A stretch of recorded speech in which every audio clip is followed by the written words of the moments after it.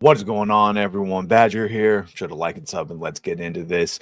I mean, if you've been following anything from Warner Brothers games, with the exception of Harry Potter, like the Hogwarts Legacy game, it's not good. It only got worse. And with no new games out, this whole thing that I'm about to go through reads a bit more like a eulogy. And yes, it said it in the title. You can thank Sweet Baby Inc. because they had a hand in almost every single one of these failures. That, and of course, the Haddad, who ends up being the head of their gaming, who ended up getting fired, chasing industry trends is apparently what they're going with. I would also say that the DEI demons got to him, and thus all the things. So, yeah, not looking good. You can see here, crisis inside Warner Brother Games has reached new depths in its Q1 2025 financial report. Warner Brothers Discovery confirmed a staggering 48% decline in revenue from Warner Brothers Games, citing a lack of new releases and the long shadow of last year's disastrous Sweet Baby Inc. collaborated Suicide Squad Kill the Justice League, which,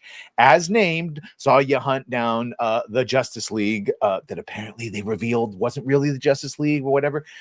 Yeah, and all the alienating happened from shaming Jon Stewart for being a black police space cop to literally pissing on the Flash to Harley Quinn executing Batman. Yeah, we all had a fun time with that one. Yeah, that lost all the money. So failed the live service over at Rocksteady, failed. Dear God, and the biggest sin of all is that they said it in the Arkhamverse universe. They said it was Kevin Conroy's Arkhamverse from the Arkham games, and so you alienated that group too. That ended up losing them $200 million in impairment fees. They had to pay back certain investors, and of course, it absolutely destroyed all their credibility. And still to this day, it is being roasted. And not to mention all the story decisions. If it was a great story, that would have been one thing. Horrible gameplay, generic rather. We've also seen failures of games like Unknown 9 Awakening and South of Midnight. Just to give you a little hint right here, 12 people playing it right now. That's nice. 17 in the last 24 hours. South of Midnight, 145 people playing it. So there you go. That should show the success of those games. And then, of course, the one that we just found out about, the Wonder Woman game that they canceled from Monolith Productions. It was supposed to use the Nemesis system, where if you lose to a boss, they remember, or if you beat a boss, sometimes they come back with like scars and they remember you and hunt you.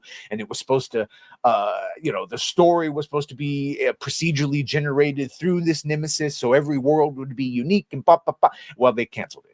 I lost all that money, upwards of hundreds of millions of dollars from that one, because it had gone back and forth a couple of times. And also that failed Wonder Woman movie that was supposed to coincide with it. So we never got a third Wonder Woman movie. So again, no push to get it done.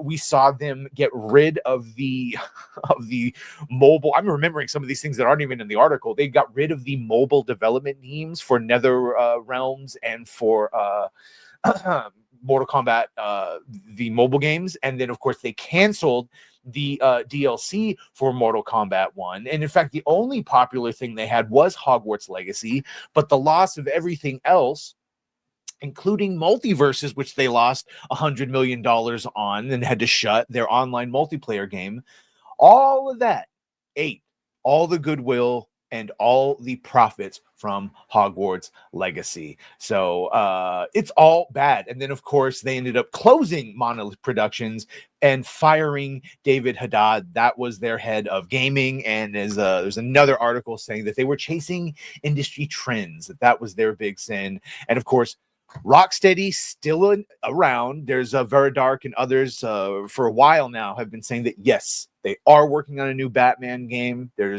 looking at either a continuation. This is like, I don't even know if this is either or. It might be both. That, yes, Roger Craig Smith coming back as Batman. They already did this. Troy Baker as Joker. They already did this for the MetaQuest. Arkham Shadow or whatever. So it would just be coming back and making a game in that. We're also looking at a remaster of those original games, something similar to the Oblivion remaster, where it would actually be new models and blah, blah, blah, blah, blah, but like on top of the old engine. So it would feel the same, but with slight modern day improvements. Don't quote me. But and also, yes, some form of new Batman game. So that's why Rocksteady still exists, because you would think of all the companies just close, it would have been that one. And that their path forward is Harry Potter, which everyone's going to get pissed off now with Black Snape and Papa Esiadu. So you better hope that that Hogwarts Legacy game is good.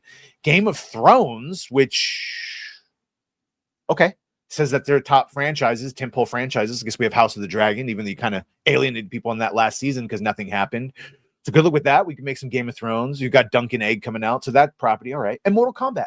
Get the second one coming out. So where's the next Mortal Kombat game? And what are you going to base it on? Because Mortal Kombat 1 didn't sell so much that you had to stop the DLC because everyone says it's woke. So I didn't watch. I didn't play. That's what they're going with. So yeah, from a 200 million Sweet Baby Inc. failure and a canceled flagship projects to mass layoffs and executive turnover, this past year has been devastating for Warner Brothers. The full damage caused by Suicide Squad Kill the Justice League and its collaborators like Sweet Baby Inc. continues to unfold, but one thing is clear.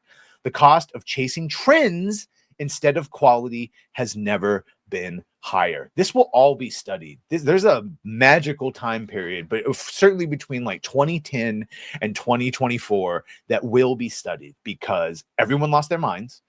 The progressive DEI woke cultural Marxism thing went full force, no gender, you can be whatever you want, all that fun stuff. And it came at the cost of the destruction of almost every single one of our beloved franchises, from Dungeons and Dragons on tabletop all the way up to Han, Luke, and Leia. Nothing really was spared. And we'll see. We'll see now that we're sort of coming out of it, but always remember. Anyway, let me know what you think about all this. Oh, there's a lot to digest. Again, felt like a eulogy for Warner Brothers games. Let me know what you think about all this. By all means, make sure to like, share, and sub. If you have done that, thank you. If you're going to do that, thank you. Well, bye.